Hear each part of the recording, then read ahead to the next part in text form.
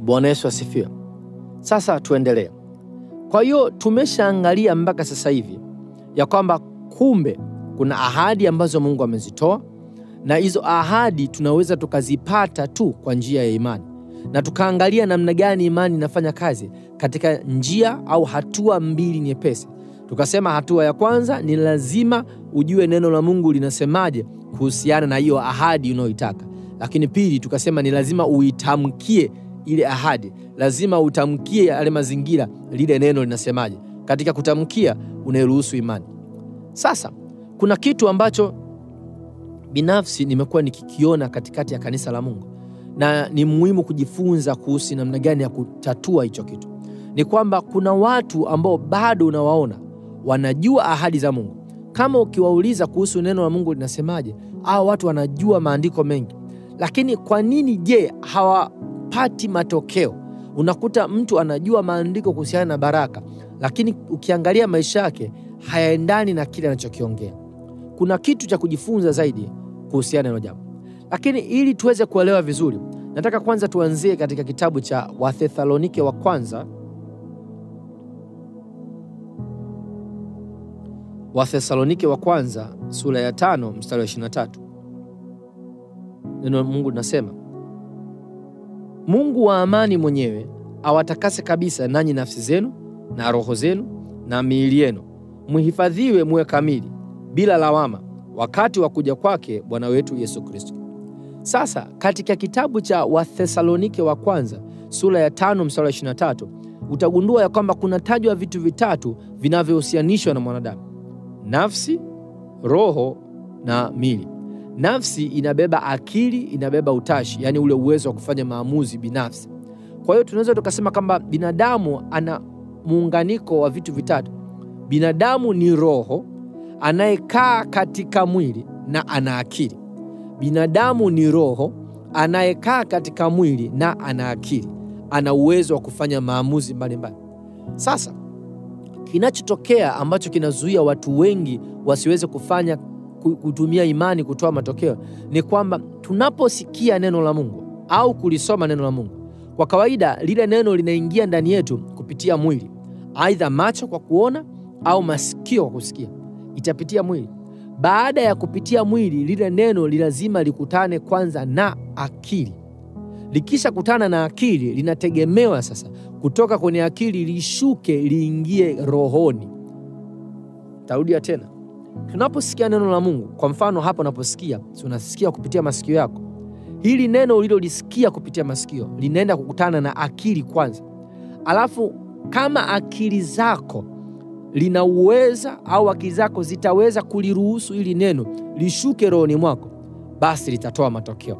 Lakini kama akili ikizuia neno lisishuke rohoni, moja kwa moja hautatoa matokeo. Kwa kifupi ni kwamba akili za binadamu zinaweza zikamzuia mtu asifanye kazi ile, inaweza kazuia imani isitoe matokeo kama ilivyokusudia. Sasa ili tuelewe vizuri, tuangalie andiko hili katika kitabu cha Marko sura ya 11 mstari wa 23.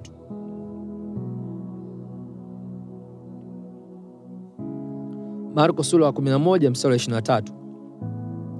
Neno linasema, amini nawaambia, yeyote atakayewaambia mlima huu ng'oka ukatupwe baharini, wala asione shaka moyoni mwake, ila amini kwamba hayo yasemayo yametukia, yatakuwa yake. Sasa maandiko yanasema mtu yoyote atakayetamka neno kuambia mlima au kuiambia changamoto na asione shaka moyoni mwake, ila ajenge imani katika lile alilolisema, basi litatukia. Utagundua ya kwamba kama kukiwa na mashaka rohoni, basi imani haitafanya kazi. Lakini kama kukiwa kumejaa neno rohoni, imani itafanya kazi. Kwa hiyo kila mara unapolisikia neno la Mungu, lile neno kwanza linafika kichwani.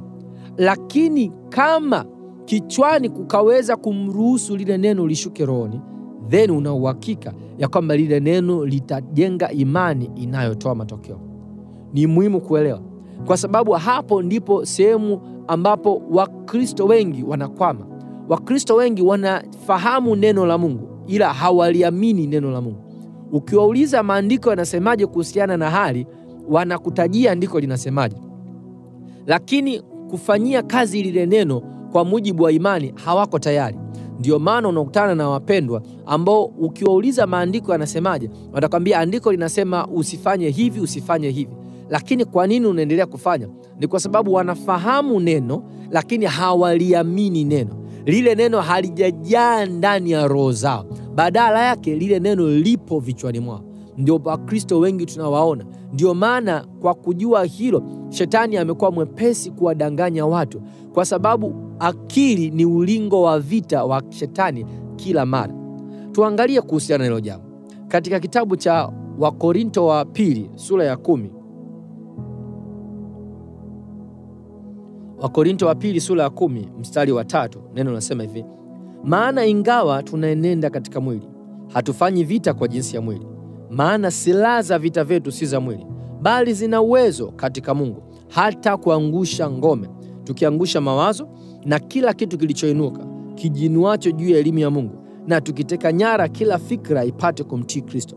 Hapa mwandishi anatuonyesha ya kwamba kumbe katika maisha yetu ya kila siku tunafanya vita, tuna mapambano. Tunataka imani itoe matokeo, lakini kuna mapambano ambayo yanazuia imani isifanye kazi. Anasema hivi: kwa maana tunaenenda katika mwili, lakini mapambano yetu sio katika mwili, bali ni katika ulimwengu mwingine. Mstari wa 4 anaelezea zaidi. Anasema hivi: kwa maana silaha zetu sasa za kupambana sio silaha ambazo unapambana na mtu, unamshika mtu nguo, unampiga ngumi au unampiga ngwala. Sio namna hiyo, bali ni silaha ambazo zinafanya kazi katika ulimwengu fulani, ambao shetani analeta shambulizi, sisi tunapangua shambulizi, alafu tunatuma shambulizi yetu kumtoa yeye katika nafasi yake. Neno linasema hivi: silaha zetu zina nguvu kiasi cha kuangusha ngome. Ngome hizi ni za namna gani? Mstari wa 5 anaendelea: tukiangusha mawazo na kila kitu kilichojiinua juu ya elimu ya Mungu, na kuteka nyara kila fikra ipate kumtii Kristo. Kumbe tunaona ya kwamba shetani anatumia akili kuzuia watu wasitengeneze imani. Kwa hiyo lile neno linapokuja linaingia kichwani mwako na shetani anapandikiza mawazo yake. Kwa hiyo unalisikia neno la Mungu lakini huliamini. Na kwa sababu huliamini neno la Mungu, lile neno haliwezi kuzalisha imani itakayokuwezesha kufikia ahadi. Kwa hiyo kama tunataka tuone ahadi za Mungu zinakuwa halisi katika maisha yetu, ni lazima tuhakikishe lile neno tulilolisikia linavuka kutoka kiwambaza cha akili na likajaa ndani ya roho, likajaa kwa wingi ndani ya roho zetu, ili kuweza kutuonyesha ni namna gani tunaweza tukafikia ahadi za Mungu. Kumbuka katika Yeremia tuliosoma awali inasema Mungu analiangalia neno lake apate kutimiza. Na neno lake limesema ili imani ifanye kazi ni lazima mtu asione shaka rohoni mwake. Lazima mtu aamini moyoni mwake. Na unaaminije kama neno halijashuka? Kwa hiyo hapo utaona kuna tatizo. Lazima tunapolisikia neno la Mungu litoke kichwani, litoke kwenye mawazo, liingie kwenda kuleta matokeo. Katika kitabu cha Warumi sura ya 4 mstari wa 17, tuangalie mfano ambao tunajifunza kwa baba yetu Ibrahim. Warumi sura ya 4 mstari wa 17. Warumi sura ya 4 mstari wa 17. Neno linasema hivyo: kama ilivyoandikwa, nimekuweka kuwa baba wa mataifa mengi mbele zake yeye aliyemwamini, yani Mungu mwenye kuwawisha wafu, ayatajaye yale yasiyokuwako kana kwamba yamekuwako. Hapa tunakutana na habari njema kuliko maelezo ya kwamba kumbe Mungu ana sifa fulani. Sifa yake ni kwamba yeye ana tabia ya kuyataja yale yasiyokuwako kana kwamba yamekuwako. Unataka neno litoke kichwani liingie rohoni, ni lazima uanze kulitamka lile neno la Mungu tena na tena na tena na tena. Jinsi unavyozidi kulijaza kichwani mwako, unavyozidi overload akili yako, unaijaza na neno lile lile tena na tena na tena, kuna sehemu akili inazidiwa, kwa hiyo inaamua iliruhusu lile neno lishuke chini liingie rohoni mwako.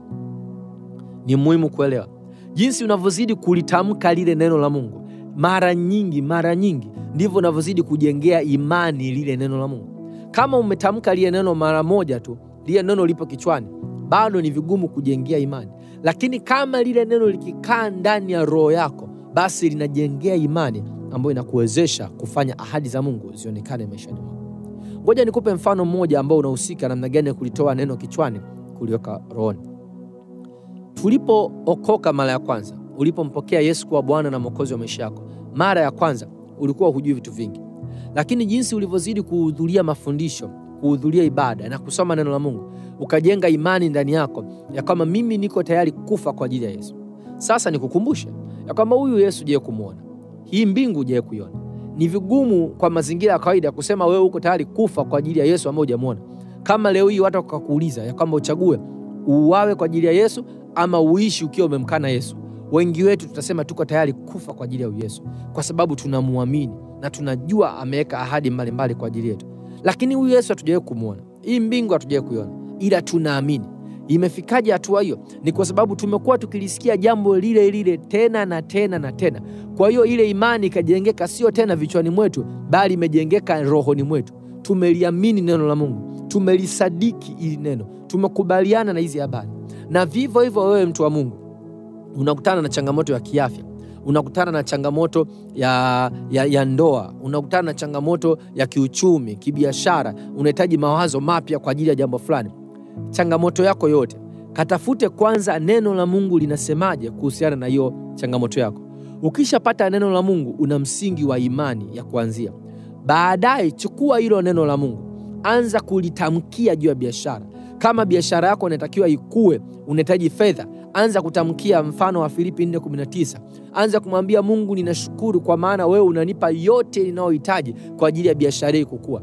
Kama una changamoto ya kiafya, anza kumwambia Mungu, ninashukuru maana umesema katika Isaya 53:5, kwa kupigwa kwake Yesu mimi nimepokea uponyaji. Kama unahitaji hekima, anza kumshukuru maana katika Yakobo anasema kama yeyote aliyopungukiwa na hekima na aombe na yeye atampatia hekima. Hii inatupatia sisi msingi ulio sahihi wa kiimani, na kisha kulitamkia lile neno. Kunavyozidi kutamkia tena na tena, lile neno linajaa. Baadaye likijaa vya kutosha, linahama kichwani, linashuka rohoni, kwa sababu kichwa linakuwa imezidiwa uweza na lile neno. Ndio maana siri nyepesi ya kuweza kujenga imani ni kuhakikisha unalitamka lile jambo ambalo neno la Mungu limesema kuhusiana na mazingira. Tuliposoma katika hii Warumi, tumeona mfano wa baba yetu Ibrahim. Tunafahamu historia ya baba Ibrahim. Kama Mungu alimuita akiwa na miaka 75 na mkewe akiwa na umri umeenda, akamwambia nitakufanya wewe kuwa baba mataifa. Lakini kipindi anatoka kule kwake alikuwa na jina lingine. Baadaye Mungu akambadilisha jina, akasema nitakuita Ibrahim kutoka kwa Abraham. Kwa hiyo kuanzia hapo majina yakabadilika. Mmoja akaitwa kuwa baba wa wafalme, na wengine kama sitakosea baba mataifa mengi na mama wafalme. Sina uhakika lipi ni lipi, lakini najua majina yao yalibadilishwa. Majina yao yakaanza kuitana kulingana na vile ambavyo ahadi ya Mungu ilitamkwa. Mmoja anamuita mwingine baba wa mataifa mengi, mwingine anamuita mwingine mama wa wafalme. Wanaitana majina ya kile ambacho wanakiamini. Kumbuka, kipindi Ibrahimu na Sara wanabadilishwa majina, walikuwa hawana mtoto. Ile ahadi ilikuwa haijadhihirika bado, lakini Mungu aliwapa waanze kuitamka ile ahadi. Ili jinsi wanavyozidi kuitamka ile ahadi, ndivyo imani inavyojengeka ndani yao. Na baada ya muda fulani imani yao ilivyokuwa thabiti, Mungu akajibu mioyo yao. Ni nini ambacho unataka Mungu akujibu siku ya leo? Ni ahadi ipi ambayo umekuwa ukiifuatilia katika maisha yako? Unataka uione ile ahadi ikiwa halisi kwako.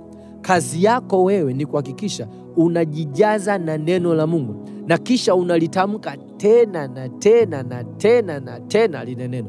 Usiongee kidogo, usiongee kwa ufinyu, bali lijaze ndani yako. Hakikisha hilo neno umeliongelea katika mara nyingi kadri inavyowezekana. Hiyo inakupa wewe kuwa na mazingira au kuwa na mjumuisho ambao utafanya imani itoe matokeo kwako. Kumbuka jambo hili, Mungu ni Mungu mwema, amekwisha kutengeneza mazingira ya kila ahadi yake ikufikia.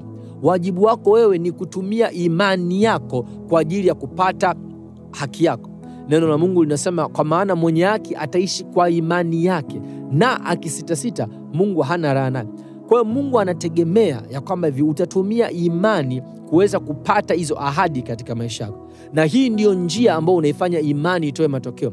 unatafuta andiko la Mungu linasemaje kuhusiana na hali yako. Ukishapata andiko, sasa unaanza kulidai, unaanza kulitamkia hilo andiko katika hiyo changamoto yako. Iwe ni biashara, iwe ni ndoa, iwe ni afya, iwe ni uchumi, unaanza kutamkia lile neno la Mungu limesemaje kuhusiana na hiyo biashara yako, kuhusiana na hiyo changamoto yako. Alafu jinsi unavyozidi kulitamka lile neno mara nyingi, lile neno linahama kutoka akilini, litaanza kujaa rohoni. Na likishajaa rohoni mwako, sasa imani inazalishwa ambayo itatoa matokeo. Kumbuka katika Marko 11 tuliposoma, tulijifunza ya kwamba mtu atakayeuambia mlima ng'oka na asione shaka rohoni mwake, bali aamini hayo yasemayo yatatukia, neno linasema kwamba nayo yatakuwa yake. Kwa hiyo ni muhimu sana mtu wa Mungu, ni muhimu sana kuhakikisha kuwa umepata andiko.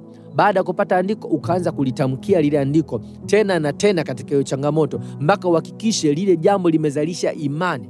Na mara imani ikizalishwa ndani yako, utajua tu, kwa sababu ile imani ikizalishwa ndani yako inakupa uhakika kwa hili jambo litakuwa vile Mungu amesema. Kwa hiyo tuna sehemu yetu. Hakikisha wewe usiwe mtu wa kuongea kinyume na neno la Mungu linavyosema. Unajua kuna sehemu fulani Biblia inatupa mwongozo fulani katika kitabu cha Yoeli sura ya 3 mstari wa 10. Yoeli sura ya 3 mstari wa 10.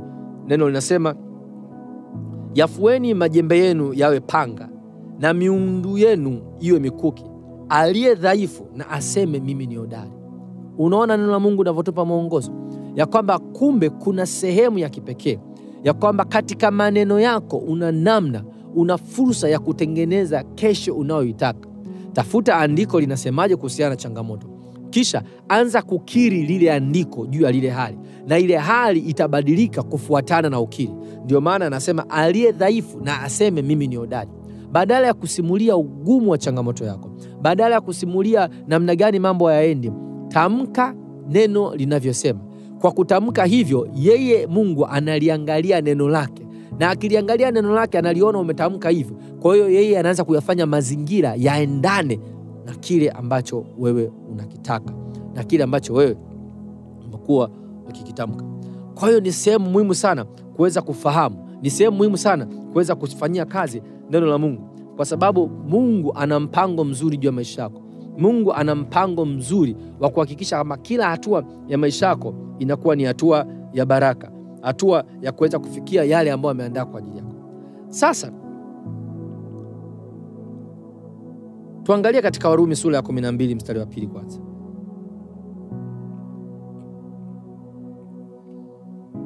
Warumi sura ya 12 mstari wa 2.